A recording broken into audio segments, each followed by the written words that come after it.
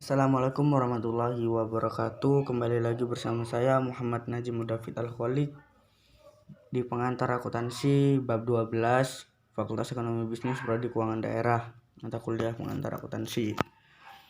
Apa itu kegunaan dari laporan keuangan? Adalah agar Anda dapat mengetahui dengan pasti kondisi keuangan perusahaan atau bisnis Anda atau bisnis tersebut. Laporan ini merupakan laporan yang menunjukkan arus kas atau cash flow yang dapat didapatkan atau dikeluarkan oleh perusahaan Anda dalam periode tertentu. Jenis laporan keuangan. Untuk dapat memberikan informasi dengan lebih jelas, lebih lengkap, diperlukan beberapa jenis keuangan dan perusahaan.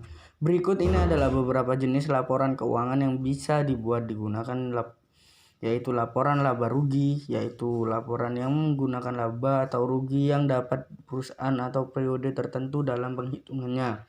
Yang kedua, laporan arus kas, yaitu laporan yang menunjukkan laporan kas yang dikeluarkan dan masuk dalam perusahaan. Yang ketiga yaitu neraca, yaitu laporan yang menunjukkan jumlah serta kondisi aset. Yang ketiga, laporan perubahan modal, yaitu laporan yang menunjukkan perubahan modal yang terjadi dengan penambahan keuntungan yang didapatkan atau kerugian. Definisi pasifa. Pasifa didefinisikan sebagai suatu pengorbanan yang dilakukan oleh perusahaan atau entitas bisnis secara ekonomi dalam upaya menjunjung kegiatan usaha di masa yang akan datang. Adanya pengorbanan secara ekonomi ini diharapkan mampu menghasilkan nilai tambah bagi kegiatan usaha yang menjadikan suatu perusahaan atau entitas bisnis di masa depan. Lanjut kepada komponen dalam pasifa. Secara garis besar, pasifa terdiri atas dua komponen, yakni utang dan modal. Utang terdiri dibedakan menjadi utang jangka pendek yang disebut dengan utang lancar atau utang jangka panjang. Komponen dalam pasifa ini berlaku untuk semua jenis perusahaan atau entitas bisnis, baik bank maupun non-bank.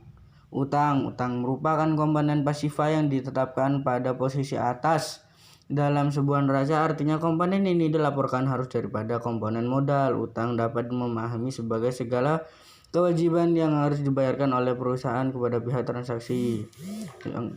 Yang kedua, utang lancar, yaitu utang lancar disebut juga utang jangka pendek, yaitu kewajiban yang harus dibayarkan atau dilunasi sesegera mungkin. Masa berlakunya utang lancar atau jangka pendek ini umumnya kurang sama dengan 1 tahun, jadi hanya 1 tahun.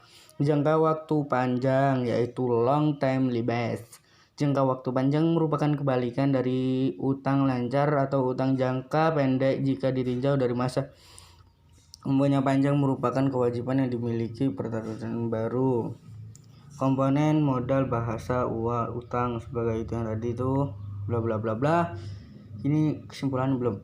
Komponen modal dalam pasifa dilaporkan setelah utang sebagai posisinya ditetapkan sebagai bahwa pada suatu neraca modal yang disebutkan juga ketika merupakan sumber daya internal perusahaan yang digunakan untuk menjalankan kegiatan usaha dan meningkatkan kekayaan. Besaran modal mencerminkan tingkat kekayaan dan dimiliki perusahaan. Modal diperoleh dengan menggunakan aktiva, yakni aset utang di perusahaan modal dan aset kewajiban selisih kemudian menjadi hak dari pemilik perusahaan. Oke, cukup sekian dari saya. Wabillahi